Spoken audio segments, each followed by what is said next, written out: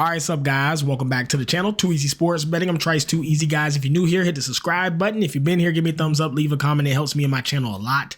And lastly, if you'd like to join my sports betting community and Discord server, it'll be in the pinned comment and in the description of the video. 10 measly ass dollars a month. Come be a part of something great. Share your bets, talk it up with us. We in there talking sports and picking plays all day.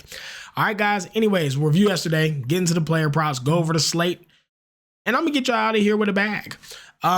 Okay, so yesterday I wagered 50 units. I had 22 bets total, 11 wins, 8 losses, 19% return on investment, which is fucking nuts. I go up 9.6 units, and my closing line value was 73% above all other books, meaning I had the best line on all the picks that I played 73% of the time, which is fucking nuts. Just really, really good, solid sports betting. I'm getting the lines that I like for the right value. That's literally all it is. And then yesterday I had I went up 3.82 units. So 10, 11, 12, about 13, 14 units in 2 days positive. And we are killing the CLV is great. Closing line value is great. The ROI is great. And the bankroll is getting built. March has been very good so far after a rough January and February. I decided to just math it out. Fuck trying to beat the books with just knowledge and research. Just fucking math it out. So it's working all right, and we're going to continue to rock it. I do post the plays in Discord as soon as the line drops, as soon as there's an edge, as soon as you get some EV, I'm posting it right away. So as soon as the best line drop, boom, I'm betting it and I'm shooting it in my Discord. So again, if you want them picks, come join. All right, let's get into the props. First play I'm on, guys, Chris Dunn, over 8.5 points. I got this play at plus 100. It is now minus 106. I would still play it. I did post it in Discord at plus 100. If you didn't lock it quick enough, I still think it's fair at minus 106. If you look here, most books have the over minus 110, minus 117, minus 118, minus 11. A lot of books are kind of torn. They don't know if it's going over or under, but Pinnacle tends to think it's damn sure going over. FanDuel giving you minus 106 still when it was plus 110. I had to take it. I nuked this bet at plus 110 for a great value. A little bit less value now, but I still think you should lock it at minus 106. I wouldn't pay much more. If it goes to like 110, that's where I'd cap it. So try to get this play in as soon as you can. On the season, guys, only a 30% hit rate, but head to head, he has 13, 4, and 13. So he does really well versus the Pistons.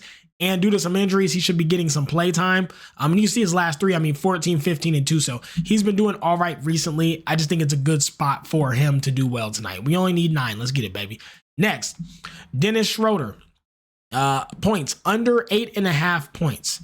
So this play right here for Dennis Schroeder, I believe I got it at minus 102. I did post it. So on the season, he's only got a 32% hit rate on the under. Head to head, though, last 2 times he saw the Clippers this season, he only got 7. If you look at all the comparative sports books for the under, you have under minus 132, minus 120, minus 125, minus 115, and minus 122. So if you look, all these books are deeply favoring him to go under. But FanDuel had it at minus 102. Again, there's just too much value there not to take this. The line is not right. They're slow to change their line sometimes, and we took advantage. So we got this. I would lock it at minus 102 while you still can. I would take it up to minus 105. I probably wouldn't go over there. Try to get some value out of this. And the last one I'm on, guys, this I fucking got for just huge value. Was Isaiah Hartenstein over 3.5 assists. I'm not sure what the fuck FanDuel's doing with this one. It's now minus 118 on FanDuel if you try to get it, so it's starting to drop. I was able to get it there. I think I posted in Discord at minus 118. I still like it. Look at this shit. Underdog has it minus 146. DraftKings minus 140. Bet365, Caesars, DraftKings, all minus 135. FanDuel still has it at minus 115. That's 15 cents of value on the next closest book. That's ridiculous. Head to head, he's got 6 and 4 the last time he saw them. On the season, 57% hit rate. Last 10, 50, last 6, 60, and he's starting to get a lot of assists. To me, no reason not to play this. It's just so much value here. So those are the 3 props that I'm on. Hopefully we can get a, I nuked them pretty big because of the value and the line discrepancy. So hopefully we can get some big payouts on those. All right, let's review the slate. I'll talk about the games that I like, my leans for you guys who like to do parlays and bet the sides. First game we got the Timberwolves and the Hornets. I faded it. I don't like capping the Hornets. Like, it's kind of that simple. And the Timberwolves probably cover 9.5, but the Hornets are always capable of just having big shootouts. And it's just a personal thing. I don't like capping the Hornets. If you want to bet the Timberwolves by 9.5, of course, but I just cannot. I just stay away from them pretty much at all costs. Blazers and the Celtics. So I was gonna back the Celtics. I think it's fair. I mean, you get minus 9.5, so it's like, oh, okay. Versus the Blazers, I should jump all over that. However, here's the Celtics lineup. Derek White injured, Drew Holiday injured, Jaylen Brown injured, Jason Tatum injured, Kristaps Porzingis injured. All 5 players are day-to-day. So they're not necessarily hurt bad, but all 5 of them may be minute restricted. All 5 of them may be out. We don't know what they're going to do or if they're going to play. They're all questionable, basically. They're all probable, not probable, injured. We just don't know. So you have all 5 starters injured. So how can you take them? We've seen a healthy, well-rested Celtics team destroy every opponent they face. But 5 starters injured, I can't back them. I just can't bet it. So I decided to fade it. I think you should too. I wouldn't touch it. Jazz and the Wizards. I'll back the Jazz versus anybody right now. I will take whatever spread they're giving me for the Jazz and I'll bet it. They're injured. They've been injured. Colin Sexton out. Laurie McKenna out. John Collins out. Walker Kessler out. They've been injured. They're still busting everybody's ass. They are playing great ball. Keontae George is a fucking menace. Cody Williams doing all right. They keep winning games. They keep playing good ball. I think their third string's better than the Wizards. They are just a hustle hard playing team who I like putting money on. I'd be on Jazz plus 4.5. Heat and the Cavs. I'm all over the Cavs, guys. The only person out on the Cavs is Evan Mobley. Who really cares? Evan Mobley's backup does just fine. And let me check the Heat. I remember it, but I'm forgetting right now. Hold on, give me 1 second here. And then if you look at the Heat, that's right. Davion Mitchell's possibly out. Andrew Wiggins is out, and Kel'el Ware, who's really good, he's out. So they have 3 of 5 starters possibly out versus a Cavs team whose only injured player is Evan Mobley, who his backup does just fine. There's no way you don't take the Cavs here. Cavs minus 10.5 is a fucking lie. It's just a great play. It's definitely a Cavs spot. Mavs and the Bucks. So I wanted to lay 10.5 with the Bucks. I wouldn't be mad at you if you do bet this, the Bucks minus 10.5 with how injured the Mavs are. Kyrie's now, they don't have anybody.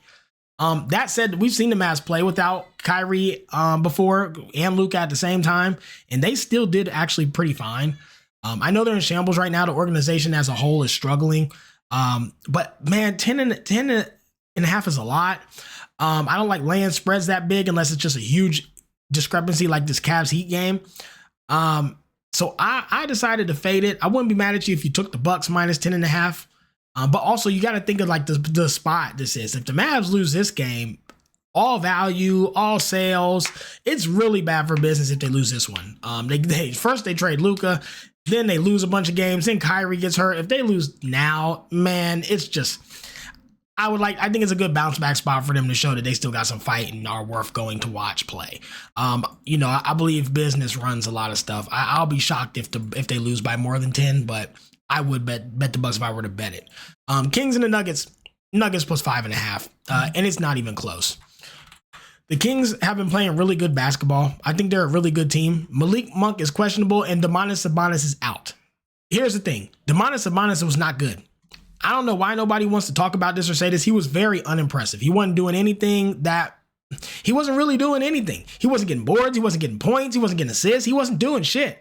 He literally was not playing good ball. Jonas Valanciunas is better than him. He is better. They have a better center now. I will take Jonas over Domantas any day. And I'll be the one to say it. Everybody wants to ride Domantas wave. He sucks. Jonas is way better. I will much rather put money on Jonas playing.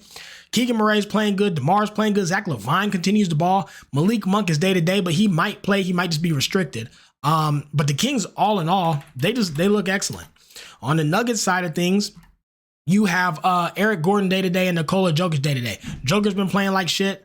Jamal Murray has not balled all season. Michael Porter Jr. is awful. Aaron Gordon's day to day. Who gives a fuck? And his backups day to day. They're riddled with injuries. Julian Schwarther is also out. They have injuries all the way down to the 4th string. They're riddled with injuries. They're not playing good ball. Joker is manipulating his stats intentionally because he's a gambling motherfucker, and I know he is. I'm not betting them, and I think the Kings are playing great ball. You're gonna need me 5.5 with the Kings when they're playing great and the Nuggets aren't good. That's a no-brainer. I love that play. Probably my favorite play tonight. Thunder and the Grizzlies. Fade. I can't call it. I don't know what to expect here. I don't know how they're gonna play. I don't know how Ja's gonna do. Ja tends to do well versus Thunder, but I don't know. I don't actually like betting the Thunder that much. They're a weird team to cap to me. I'm staying away from it. I just don't like it. I don't know who wins, especially with a 10-point spread on there. And then you have the Pistons and the Clippers. This one killed me, but golly, I mean, Pistons -4.5 versus the Clippers. That's tough. I love backing the Pistons. You guys know that. I've been riding their wave.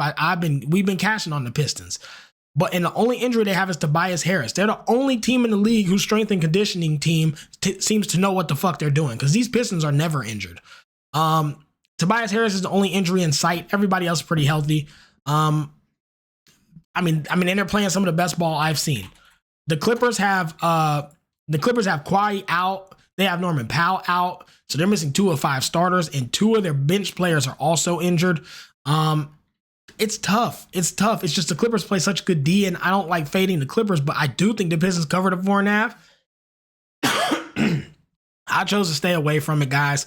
If I had to lean, I'd play the Pistons -4.5.